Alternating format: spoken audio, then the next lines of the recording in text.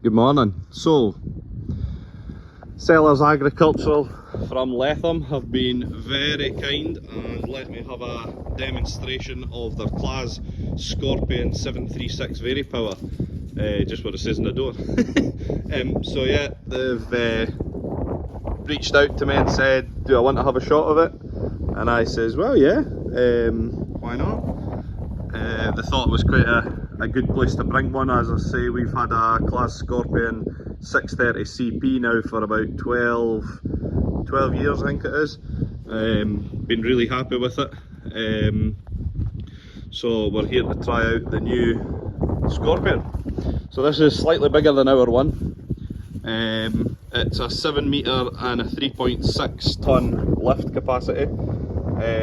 It's still running the, I think it's, I need two hands to open the bonnet.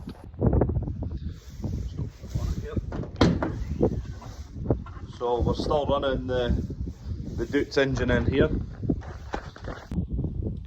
So screen wash is in here. At the front you've got the radiators. I'm not sure does any of that come out for cleaning. I don't think so. I think it's all fixed. Our one had that as well. There's a button in the cab I'll show you for the reverse fan. You've got a crazy amount of exhaust gas. What would you say? Kajibbles. Squirt fuel in to the exhaust when it's running hot and try and burn off some of the soot and the carbon that is collected in the DPF filter there. So yeah, a lot of kajibbles. So you've got fuel filter up here and oil filter down here. Makes servicing quite easy. You've got a fuse and a relay box in here. You've got oil filler cap here.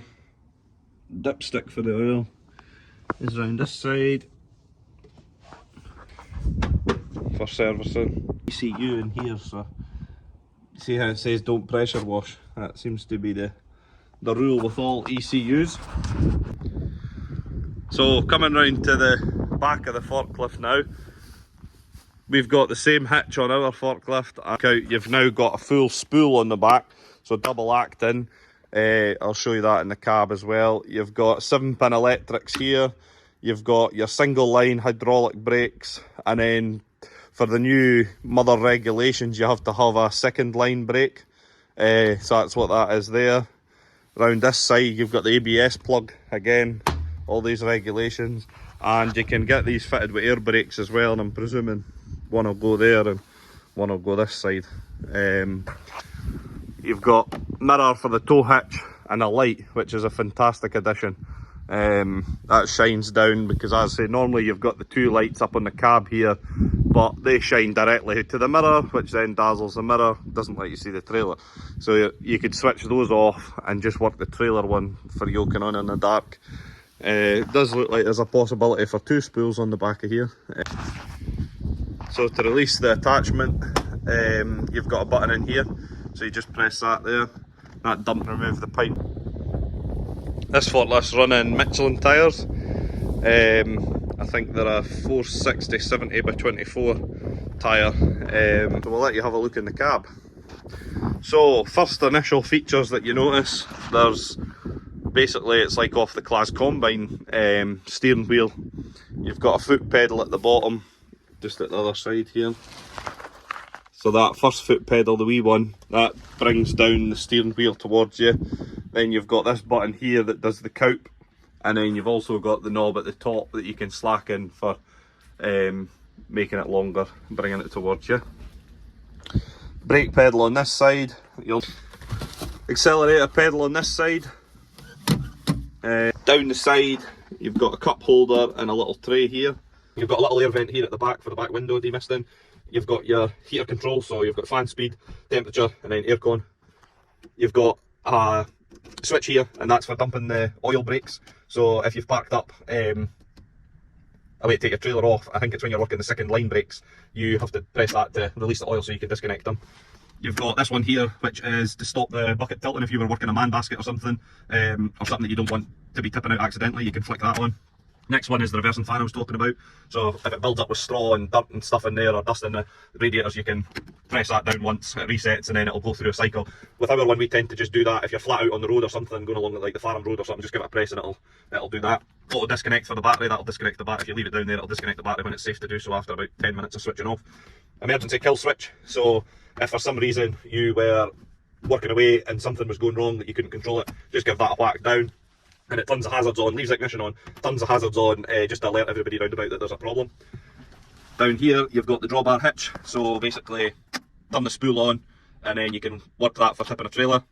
Turn that off, and then if you've got 3 positions. That's basically road mode. Then you've got working mode if you're ever working the drawbar in the yard, and then you have to hold it and work the spool at the back, and that unlocks your drawbar, and then you can put your drawbar down, back up into the pins, let go of that switch, work this one to lock it up and then down, and then flick it back to transport mode.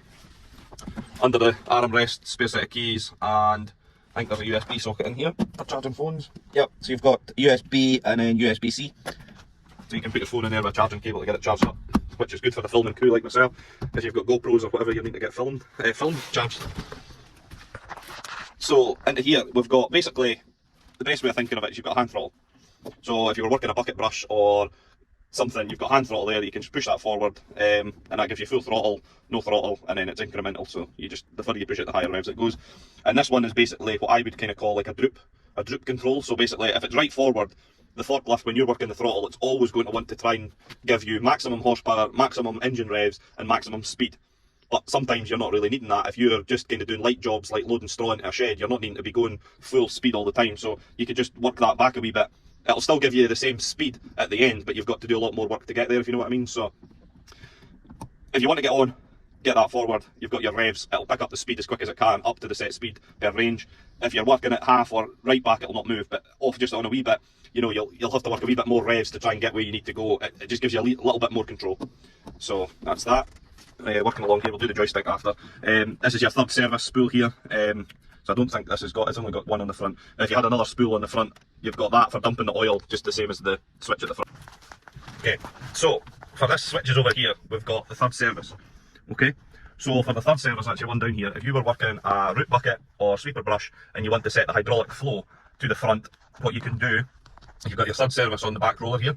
So you'll see it moving here green on the screen here, up and down. So if you're wanting to, you know, hold the hydraulic flow there, and you're not wanting to sit holding the roller on the back of the joystick, what you can do is work this feature here. So one click puts it on to the previously saved function, and then it'll show you how much flow. So it was basically about half flow here, and you'll see it flashing, that means it's on. And then once you give it one click, that'll then put the spool on, and it'll be running at that set speed. So if you want to go about changing that, all you do is work the third service on the back to control it where you want it to be. So say we'll go, well, we'll just go full, just to show the function. And then you come over to here, give it one click down, you'll hear it beep, let go, and then now you'll see it on the full here. So that's full flow. If you want to put the flow down a bit, you would just go back to your joystick again on your third service. I'll need to do it with my pinky here, so I can reach this other button. Normally you'd have two hands. And say you wanted it to have just on barely. Oh, I've missed it. My pinky slipped. So just about there. Give it one press, and then that's it saved there, just as barely on. I can try and do it a bit better. How can I get in here? So it's just when I push the next button with my other finger, you'll see me. There's a bit. Give it one click, it beeps, and then there's it stored it at that. And then to turn that feature back off again, just give that a click. So that's basically that. This one here, you've got hydraulic lock, so that's basically just to lock all your hydraulics off. Hazards, and then electric park brake, that's what that one is. Here you've got your steering adjustment, so in the middle you've got 4-wheel steer, 2-wheel steer for on the road, and then you've got your crab steer as well, and you just push that down and give it a turn to whichever one you want. This one here is basically a manual adjustment. So here you've got your boom suspension, so you've got your boom suspension is off, you've got auto, and then fully on. So off if you were working it in dung middens doing a lot of ripping out that you're not wanting any boom suspension. Automatic, I think it kicks in about 17k on the road, and then full automatic, full boom suspension is any speed, it's on all the time. Coming over to the computer, you've just basically got a menu page here, and that'll show you any error codes. Then you go back to your home page, and then you've just got adjustments here for, I think that'll be the class folk if they're ever needing to do something with that. And you've got your radio down here. Plenty of vents as well, that's what I noticed about this folder. So you've got two big main ones here for a window, plus an adjustable one. you've got one here for the driver, one here for the driver, one here for the side window and the driver, a little one down there, and then you've got a little one at that side as well. None up high. I don't know if that's a different option. And then on our class forklift, we've actually got a heated side window. That was one thing I was saying to the class folk. We quite like our side heated window. It's quite a good feature. When you're working it in the winter and you come in all wet or whatever and you put the heater on, that's the first thing to condensate up, you can't see your mirror. So we've just got a button that we just flick up here and it puts that heated side screen on. And I presume you'll get a wiper for that as well, which would be quite handy. That would be a handy feature to have. So here you've got your Bluetooth mic for the hands-free and the radio, and then you've got your weight test. Rear view mirror, and then you've got a really sturdy guardrail here, outside and inside of the screen, so that should protect it for bales falling or whatever would be coming in, 3 branches or whatever. And then you've got your tilt meter here that's adjustable, you just tighten the screws to set when you're on level ground. Moving on, you've got a sunscreen, so basically that just comes right down to below the screen here, just gives you a little bit of sun protection, and that goes back up. Over here you've got lights, so you've got a movable light here, just like in the class combine really, and then you've got a bigger light at the back. Moving up to the light switches, starting at the back, work forward, we have got tow bar light, so I don't know if you'll see that coming on here, just the one above the drawbar. Then you've got full lighting round about the outsides of the forklift, so that's these ones over here, you can just see them if I flick that off and then on. Then you've got boom lights, which is the booms at the front. Then you've got back cab lights, so that's the ones up in the back of the cab. Front cab, so that's these ones up on the top of the cab. Then you've got your beacon, which is LED beacon as well, and then you've got side lights as one click, and then headlights is another click, and then obviously you've got your full beam on here. It's just at the top of the screen. Oh, the sun behind it. Yeah. So you've got your full beam up here. On there, you've got your horn on the end, and then you've got your screen wash. So you just push that down and that gives you your screen wash, and then you've got your on, intermittent, full on wipers on here as well. You've got your emergency glass brake hammer, that's on this side. It's one not to let the kids, normally I have a wire tie there. They must have found that was hard to get the hammer out. But normally there's a wire tie there, just to stop the, what would you say, using it for other purposes. It won't chap in steeples for fencing. I have tried. So that's that. Moving on to the back window here, fantastic feature. You've got your back opening window, I think that's really class. Get the wee joke there. Moving on to this side, we said cup holder and that, and then you've got, up here you've got some other buttons. So we'll do the easiest ones first. So back wiper, you've got it on, and then you've got scooshes as well for it, just hold the button down. The next one is, it's basically if the forklift goes into a limp mode on the road or in the field or on the farm or something, and it'll not let you go quick enough, but you need to get out of the way for an emergency purposes, like off the side of the main road or whatever. If you press that down, it goes into a limp mode, which gives you, I think, is it 20 minutes? I think it gives you, to basically get off the road, and then after that it'll cut back out again. You've got your add blue button here, so it's quite a good feature to have on a forklift. Say we were at, well, this shed that we're in, that gets used for storing straw during the summer, and if you were in here stacking up bales of straw and it started doing a regen, basically the exhaust gets hot and there's the chance that it might put out a bit of heated kind of carbon or dust or something out the back, and you could end up having a fire in the shed. So basically this is a button that if you want to override it and say, no, I don't want to do a regen just now, you can give that a press, it'll cancel the regen, and then you then move out of the shed to a safe place, press it again, and it'll reactivate the regen, and then away it goes. This is the switch here I was on about, so the plug's down on the front of the boom.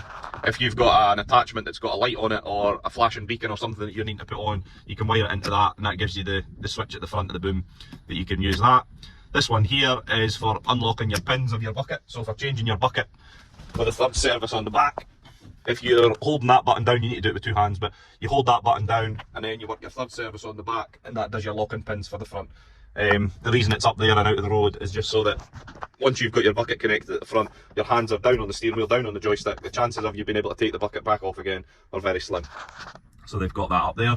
And then this next one, I think, is it the EN 15,000 valve or switch, I think they were called, they were brought in. So it's basically like a safe working load. So you'll see down here at the side, if I put it on, here it is down here, this light. So see the yellow basket here? So basically you've got 3 positions. You've got cancel it, which is the top one, you'll hear it beeping. Then you've got the middle one where you should be working it at, and then you've got like an override or a bypass, which is at the bottom. So how that works is you've got it on the monitoring system. I'll be having it on today when I'm doing this dung. So basically, it shouldn't go off. But say you've got a really heavy bucket on the front of dung, and then we're going to tip it into the trailer here, and it was too much leaning over the front. You know how the forklifts, you've all seen them lifting up in the back end with too heavy of a weight. So this switch up here, that is on detecting mode at the moment. So if it detects that it's a way to coupe, so basically to tip forward into the trailer, it'll cut out before it tips. And then basically you have to then hold that button when it's beeping and pull your boom back in until you get to a safe place, and then unload your bucket with a safe weight limit on it, to then be able to go back and tip in the trailer. If you go into bypass mode, which is just one more click down, you'll see that the light goes out on the screen, and you're basically in, I wouldn't say danger mode, but it's not going to monitor it, I don't think. So it'll, if you were in a dung bin shoving dung and you were wanting the full capacity without having it, you know, just being a sensible driver, that's the mode you would work it in there. Up the back you've got speakers and a little bit of roof padding there just to save you banging your head. Yeah, basically you've got a sticker here in the front window. It's a see-through sticker, but it tells you all your different tyre sizes and then your tyre pressures, what they should be at. And then you've got a sticker down here which is quite good. You used to get them with the old, was it FARM filters? I think it was FARM filters you used to get. You used to get a wee sticker and then you could write in the hours and stick it on your tractor. It was a really good idea. Every filter you got had a little sticker in it. I think they should bring that back. Is there anything else to talk about? Oh yeah, joystick. We've not done the joystick. So, joystick. You've basically got down, up, tip, curl back, or tip, curl back, sorry, on the joystick. And it's progressive as well, so the more you push it, the quicker it goes down, the more you bring it back, the quicker it goes up. Self-explanatory. So you've got 3 gears on this forklift. Our forklift's just got 2, so on ours we've just got tortoise and hare, while on here we've got snail, tortoise and then hare. So to get through the different ranges, you'll see here we're in snail mode. If you want to go into tortoise mode, give that one press. You're into tortoise mode here, and then give it a press again, and then you go into hare mode. So hare mode, I think it does, or this one does anyway, I think it's about 45k on the road, 42 to 45k, I can't remember. Then you've got tortoise mode, I think that goes up to 30 something k, and then you've got the snail mode which is up to, I want to say 17k. People can correct me on that if I'm wrong. Up your top here as well, actually I forgot, dusty. You've got your regen bar up here, so when the filter starts to get choked you'll see that bar goes up, and then you'll be able to monitor it and kind of see how it goes on. You've got your hour meter over here, speed here, then you've got your rev counter, litres an hour of fuel, fuel gauge, AdBlue, and then water temperature. The only thing on our forklift we had was a gauge for hydraulic oil temperature. Not that you probably need that, but it kind of gives you that. Just gives you a little bit of information. Got a cigarette plug here as well for working different things if you're needing auxiliary beacons or whatever. Is there anything else? Oh yes, the main feature that everybody likes to know. Go back out the cab again. Take out just a bit of cardboard, I had that in just to keep the cab clean. So in below the seat here, you've got a toolbox. So I don't know what they've got in here. Looks like a couple of extra hoses and stuff. If they go farms, that's got different pipe connections and stuff. They've got that in the bottom of here, which is quite good. So that gives you a toolbox. You can even put in like a towing strap, lifting strap, a couple of shackles and stuff, drawbar pins, all that. That's in there. Got a Grammer seat. Quite an easy seat to get seat covers for. I used to supply all that back in the days of Blink Bumper. So I know them well. You've got your adjustant here. So the first one here does the lift up and down on the front of the seat, and the second one pulls the bottom of the seat in and out if you've got longer legs. And then you've got up and down of the seat. This one here is forward and back of the seat. Then you've got side to side motion, so that kind of locks it or gives you a wee bit of side to side movement. You've got your back tilt, seat belt, that comes across into here, and then you've got your back headrest as well that you can push up and down. Oh, in the corner here as well, you'll see there's a little button. So that just releases the side window so that you can fold that round. Aerial for the radio here, and another mirror on this side as well. Not sure what's in there, I'm presuming it will be battery or something, I would think. So wait, open that, and then you've got the catch for the door. On the back here you've got the reverse beeper. That's always handy to have out in the open. Our one's in the back end and it gets all choked up with dirt and stuff. While that's out here, it's nice and clean. As I say, if you're in the market for a class forklift, give the folks at, well, it was Latham Sellars that I was working with. But as I say, any Sellars group will help you out all over Scotland. Give them a shout and they'll sort you out with a class forklift. And if you mention my video, would be great. Give me a bit of feedback and keep me happy. So yeah, as I say, if there's anything else that you would like me to show you about it, or tell you about it, or explain a bit more detail, give me a shout, and we can get that done. Also, I'll just finish here the grazing map. So all Claas products, in my eyes, is fantastic. Even the Claas Combine, everything gives you a diagram on the machine. You don't need to go looking for the instruction manual. It's on the machine, it's a sticker, everybody can see it. You can get to it very easily, and it tells you where all your greasing points are, all your different oils and everything. And it shows you on a perfect map, so you know where to go. And it gives you the hour intervals as well, which one's 8 and 10 hours and then 50 hours. And a couple of warning stickers down the bottom there. Check your tyre nuts, read your manual, avoid electric power cables. So yeah, hit them up if you're in the market for a Claas forklift, guys. Brilliant, thank you.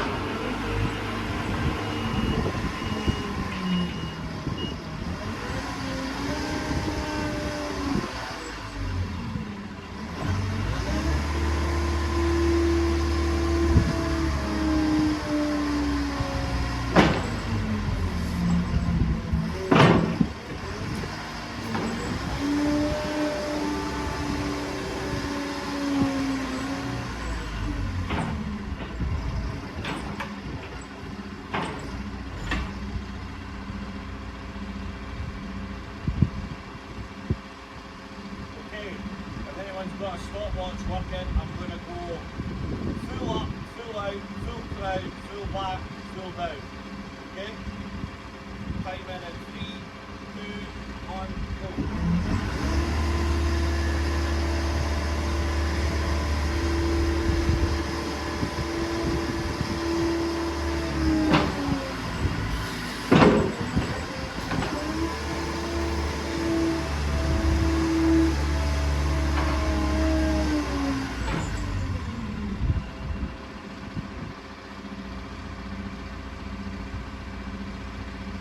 Now just full up and full down without the boom or the bucket. 3, 2, 1, go.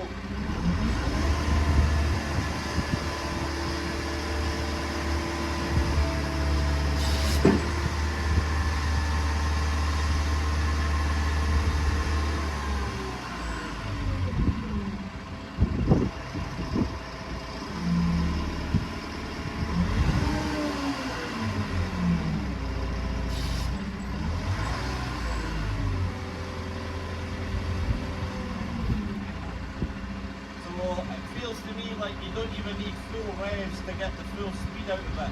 So I'll do it again with less revs and I think it'll be a lot quicker. 3, 2, 1, go.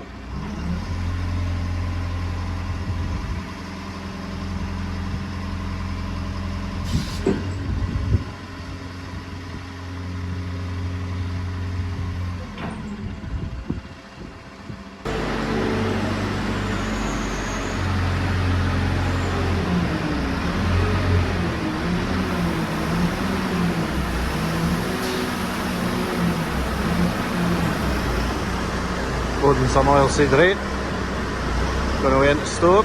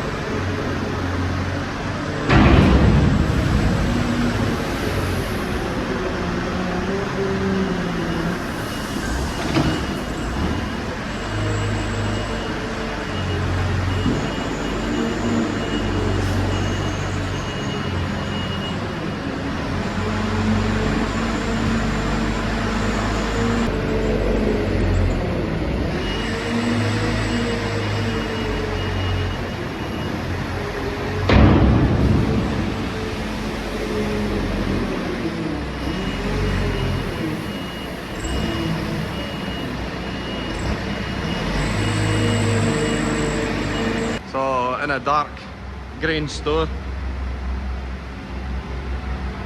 this just shows you that it's got the full 360 LED light package on it.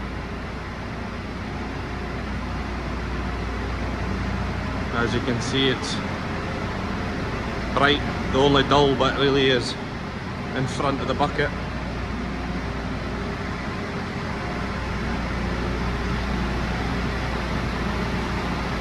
Again, perfect lighting all the way around.